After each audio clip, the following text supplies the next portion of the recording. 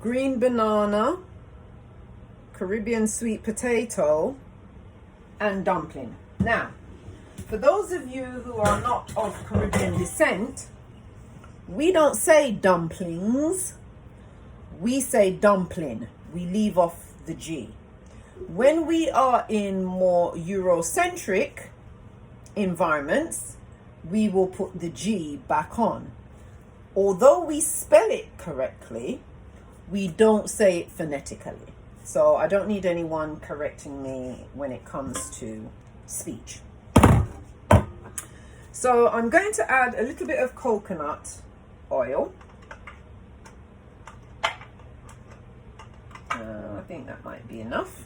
It's about a little over a teaspoon, maybe a little bit more. All right, I don't really measure this, just kind of put it in, right? And we're going to let that melt. And once it melts, we're going to saute the seasoned vegetables. Now, it's important with mackerel, the way we cook it, that it's pepper. It can be a very raw fish, so it's important that you have the right amount of pepper. And once that's heated enough, you just put in your vegetables. And I've cut up some onion, garlic. I put garlic in everything, I'm just saying. Tomatoes.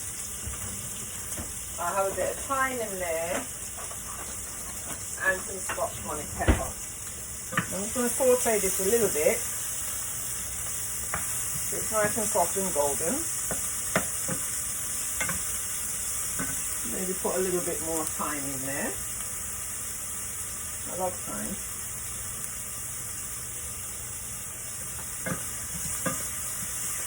And the pot over here is heating, and I put just a little bit of coconut oil in it so that the green banana doesn't turn black. And if you add yam, you want to put a little bit of that in it so it doesn't turn black. I'm just going to put the whole thing in there. And actually, I might just cut it up a bit. I'm going to cut it up a bit. Trying to make it stretch. Should have probably cut it up a little bit earlier. So, there you have it. Oops, it's a bit hard.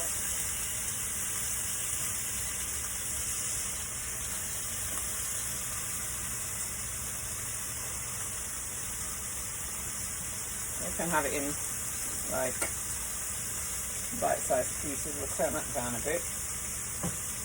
So we want it to cook down nicely. Put it in smaller pieces, it'll do that for us. And so we're going to toss it a little bit.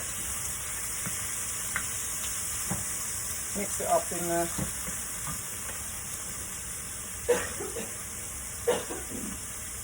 sorry, just have to go outside the kitchen to pop the pepper quite strong.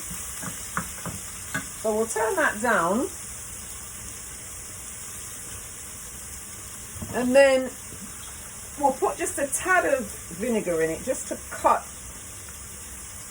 that fish taste. That's about a tablespoon or so. And we'll turn it over, and we're just going to, it doesn't take long, by the way, put some black pepper on it for taste. Sprinkle some black pepper. And you notice I don't do teaspoons and measuring and stuff like that. You just kind of eyeball it, you know, and you do it to taste, right? So I'm going to cover that, turn it down really, really low. It's on really low. And in the meantime, I'm going to roll up some dumpling. And I'm kind of a clean as you go chick, so there's a little bit of splattering going on. So I'm just going to wipe that off, and I'm going to put my green banana and everything in there. I'm going to pour off the water, and I don't bother to peel the green banana because the peeling of the green banana is a joke sometimes. There are some people that can do it really nicely, and when they peel it, the banana's intact. I am not one of those people. So what I do is I just kind of score it, and then I put it in the pot. And once it's cooked, the skin will just peel off. You just kind of score it at the spine. And once it's finished cooking, the skin will just peel off.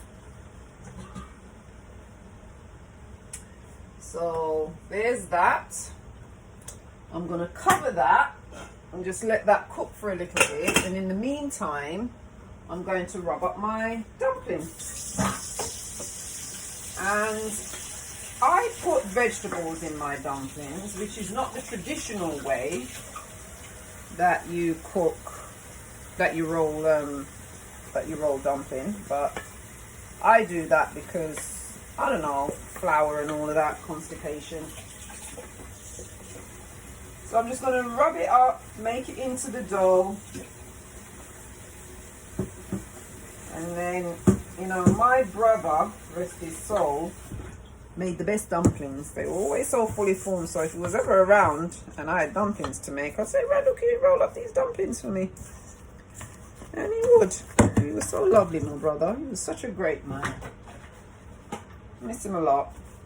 And my company that I formed is really in his memory, because I just had to do something, you know, to keep him alive. I miss him so much. And everything I do in his name. I would like him to be proud of me. You know, he was my biggest cheerleader. I'm trying to do it so you can see what I'm doing here. So sometimes you've got to, that's why I don't measure. You know, you just put the flour in, and then you might have to add a little bit because it's a little bit wet. So I just kind of like dip in it and like knead it the best way I can. And I'll peel some off, and you just kind of roll it. And my daughter is in the military, and she called me up. She was on the base today. She said, Mommy, can I come over for some dinner? And of course you can, darling. She cooked dinner for me yesterday. So I'm going to cook. This is actually, I was actually going to make this for breakfast, because this is traditionally a Jamaican breakfast. But I just got caught up with some other things, you know. And so here we are. It's 10 to 5, so I guess it's going to be dinner for us. It's okay. It's going to be a tasty dinner. There you are. You just kind of roll it with the side of your palm. Make it into little balls. Put a little dimple in it. Now, Jamaicans, which is my heritage, their dumplings are always big, but I'm not really into the big dumpling business because sometimes it's just too much to manage. So I make small ones so that if I have a spoon or a fork, I can just cut it in half and be done with it. Sometimes these other dumplings, they're so big you can't manage them. Stuff spilling over your plate and everything. So, but dumplings are a favorite of mine. I like them in soup. I like when you have steamed fish. And my favorite is boiled dumpling, but I think they're a healthier version too, if I'm being honest. But we have fried dumpling too. This is a little small one. There we are. And when you're cooking dumpling,